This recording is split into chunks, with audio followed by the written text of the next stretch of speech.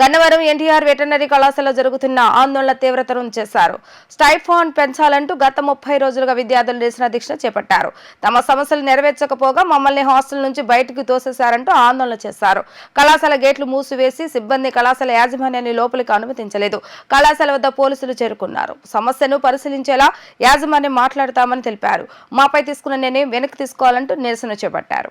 నా పేరు విజేంద్ర వర్మ. నేను ఎన్టీఆర్ కాలేజ్ ఆఫ్ వెటర్నరీ సైన్స్లో ఫైనల్ ఇయర్ చదువుతున్నాను. మేము గత 32 రోజులుగా స్ట్రైక్ చేస్తున్నాము. అలానే మా సమస్య గురించి స్టైఫండ్ పెంచడానికి మేము ప్రతి మినిస్టర్ని కలిసాము, ఆల్మోస్ట్ అందరినీ. మాకు వీలైనంత వరకు ఆ క్రమంలోనే లోకేష్ గారిని కలిసాము, పవన్ కళ్యాణ్ గారిని కూడా కలిసాము. పవన్ కళ్యాణ్ గారు అసలు పేపర్ తీసుకొని చూస్తా అన్నారు, ఇంకంతే వెళ్ళిపోయారు. ఎలాంటి స్పందన లేదు. లోకేష్ గారు అయితే కారు దిగి వచ్చి మాట్లాడారు. మీ కన్సర్న్ మినిస్టర్తో మాట్లాడి మీ సమస్యపై చర్చిస్తానన్నారు. కానీ మేము కలిసి ఆల్మోస్ట్ 2 వారాల పైన దాటుతుంది. కనీసం మాకు ఎలాంటి రెస్పాన్స్ లేదు. పైగా మేము చాలా శాంతియుతంగా గవర్నమెంట్కి మా రిప్రజెంటేషన్ ఒక హైరార్కీ లెవెల్లో ఇచ్చుకుంటూ వెళ్తున్నాము. అయినా కూడా యూనివర్సిటీ మా పట్ల చాలా దారుణంగా బిహేవ్ చేస్తుంది. హాస్టల్ గర్ల్స్ ఉన్నారు, బాయ్స్ ఉన్నారు, మొత్తాన్ని బయటకు నెట్టేసి వాళ్ళు బయట వండుకునే పరిస్థితి అక్కడ చూస్తే మాకు మేము ఎక్కడ ఉండాలి అని మేము గట్టిగా ప్రశ్నిస్తున్నాము. మాకు న్యాయం జరిగేంతవరకు మా పోరాటం కూడా ఆపము. మా సర్క్యులర్ ముఖ్యంగా మా హక్కులకే మేము పోరాడుతున్నాం. మా హక్కులు నెరవేర్చుకునేంతవరకు హాస్టల్లో ఉండేలాగా పర్మిషన్ ఇచ్చే అంతవరకు, సర్క్యులర్ వెనక్కి తీసేంతవరకు మా స్ట్రైక్ అయితే ఆపము. అలానే ఇంకా ఉధృతం చేస్తామని చెప్పేసి హెచ్చరిస్తుంది. రాష్ట్రం మొత్తంగా ఉన్న వెటర్నరీ కాలేజ్ స్టూడెంట్స్ అందరూ కూడా స్టైఫండ్ హైక్ గురించి 4 రోజుల పైగా నిరవధిక సమ్మె చేస్తూ ఉన్నాం. అందులో బాగా నిరాహార దీక్షలు కూడా చేస్తూ ఉన్నాము. నేను యూనివర్సిటీ సర్క్యులర్ మాకు పంపించిందండి, హాస్టల్స్ వెకేట్ చేసి మెస్ క్లోజ్ చేస్తున్నాం, మీరు వెంటనే వెళ్ళిపోవాలని చెప్పి అని.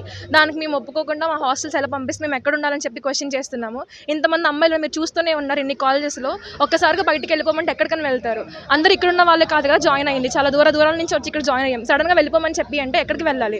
అమ్మాయిల భద్రత గురించి క్వశ్చన్ చేస్తున్నాము. అంతేకాకుండా ఇప్పటి వరకు ఆర్టికల్ 19 ప్రకారం చాలా పీస్ఫుల్గా ప్రొటెస్ట్ చేసాం. ఎటువంటి పబ్లిక్ డ్యామేజ్ చేయలేదు, ఎవరికి హామ్ చేయలేదు, ఎవరికి అగెనెస్ట్గా కూడా వెళ్ళలేదు.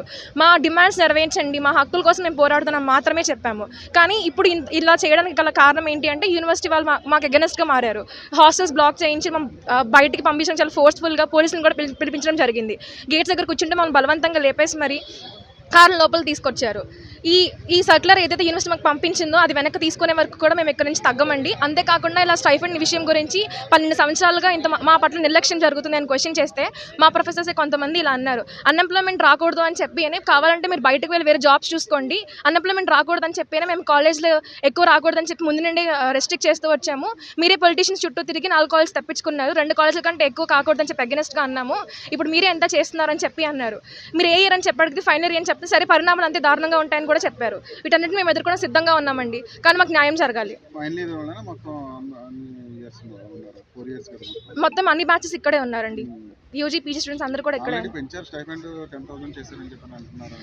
యాక్చువల్గా మేము on par with medical students అని చెప్పి లెటర్ రిప్రజెంటేషన్ అందరికీ ఇచ్చామండి. అయితే వాళ్ళు ఏమన్నారంటే అందులో మిగతా స్టేట్స్ కంపారిజన్ చూసుకుని తెలంగాణ అది 9,700 వస్తుంది కదా, అది ఇస్తామని చెప్పి అన్నారు. తర్వాత సీఎం గారు మాట్లాడిన తర్వాత కొంచెం పెంచుతున్నాము, దాన్ని 10,500కి ఇస్తున్నాము, మీరు దానికి ఒప్పుకోండి అని చెప్పి అన్నారు. ప్రతి ఇయర్ మెడికల్ స్టూడెంట్స్కి రివైజ్ అవుతూ వస్తుంది, స్టైఫండ్ పెరుగుతూనే వస్తుంది. 2013లో ఎలా అయితే ఉందో మాకు వాళ్ళకి సమానంగానే ఉంది. ఎన్టీఆర్ గారు సీఎంగా ఉన్నప్పుడు కూడా మెడికల్ వాళ్ళకి అన్ని మెడికల్ కోర్సెస్ అందరికీ సమానంగా స్టైఫండ్ రావాలని చెప్పి అన్నారు. ఇప్పటికీ అలానే ఉంది, వాళ్ళకి రివైజ్ అవుతూ వస్తుంది. ఆ రివిజన్ కూడా మాకు జరగట్లేదు.